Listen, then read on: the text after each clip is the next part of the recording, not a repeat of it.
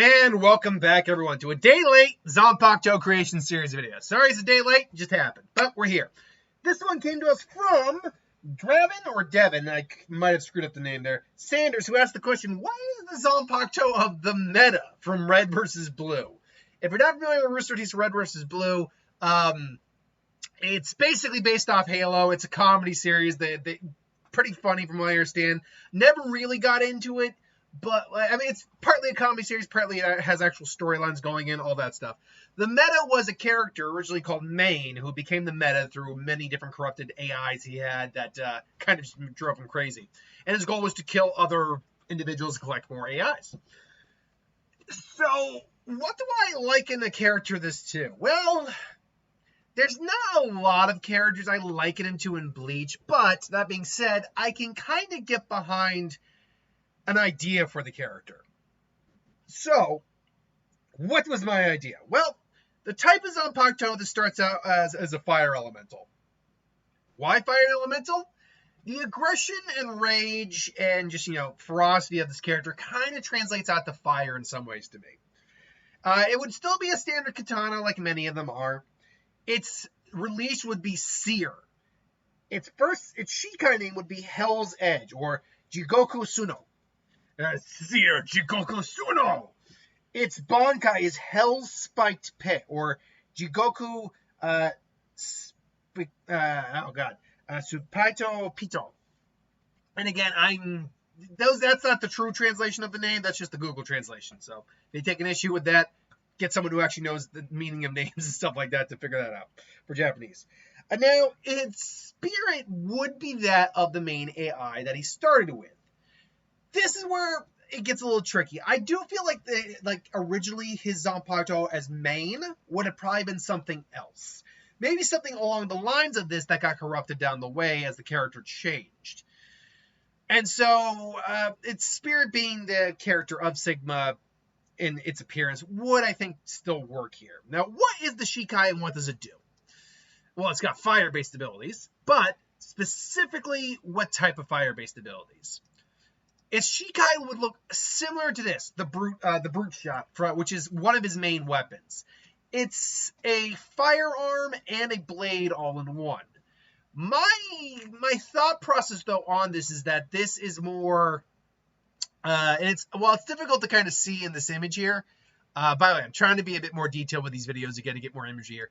You'll see right where his hand is. That's a handle you can hold this weapon with. There should be another handle, which is the other one right there. But I think it would look something like this. However, it would not have a firearm attached to it. So it would not be this, which is the tip, where the tip of the sword is. That's where the firearm part is. And I would see another handle being at the other end of where this is. Right near where the hilt of the sword is. So it looks like that, two large handles, and obviously you have the giant curved blade here.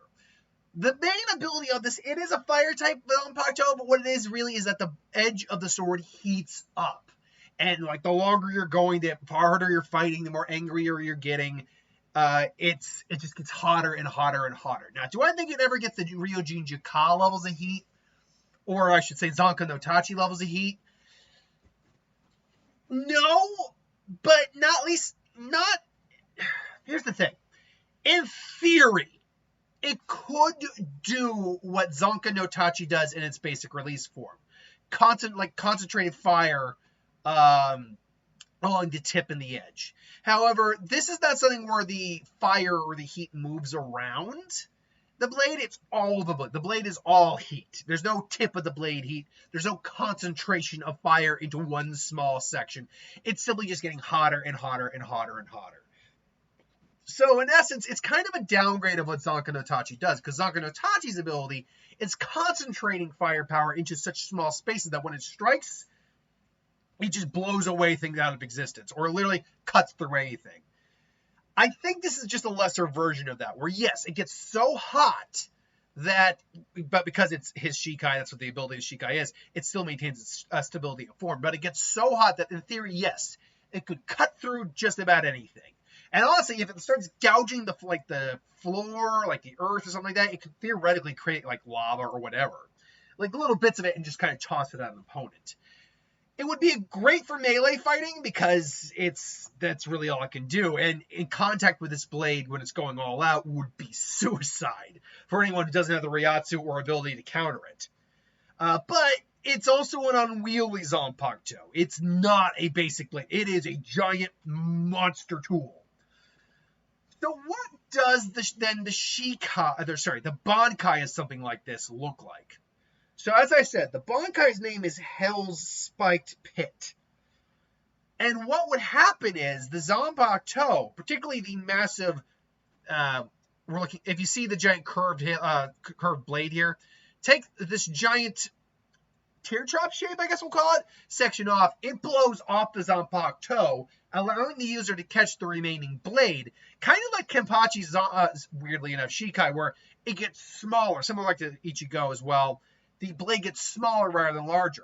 The excess energy and heat that's been built up manifests around him and his opponent as these giant inward-facing spiked pillars, like hooked spiked pillars facing in, basically surrounding the entire section.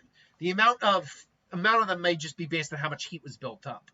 The Zanpakuto would cool down temporarily, but start to heat up again. And the idea is you're in a giant, not even pressure cooker, you're just literally in a fire trap. The heat quickly starts to build up. The longer it's activated, the more the heat just starts to build up in this condensed area. And you can't just leave the area because particularly around those spikes is where there's like just a wall of pure heat. And it's not even fire, it's just straight heat. And you just start boiling. And the spikes continue to turn like whiter and whiter and whiter in terms of heat.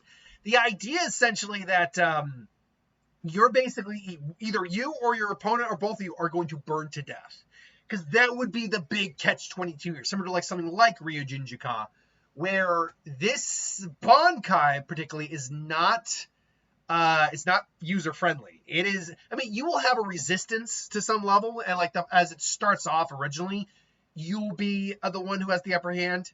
You should also note that the blade in your hand is still doing the same thing the blade was always doing. It's still heating up the longer it goes on, the longer a fight goes on. But yeah, after a while, you will be feeling the effects as well. You're going to have to use your own Ryatsu to kind of keep it at bay. And the opponent has to be doing that while trying not to be sliced in half. So it's a death trap all around. So with all that being said, what are the main weaknesses of the Zanpakuto as we always go over? It has no range capability, so there's that first off. Unless you are getting the blade so hot that you suddenly jag out, that's a weird phrase, but like cut out a piece of earth that suddenly melts and you toss it at someone as lava.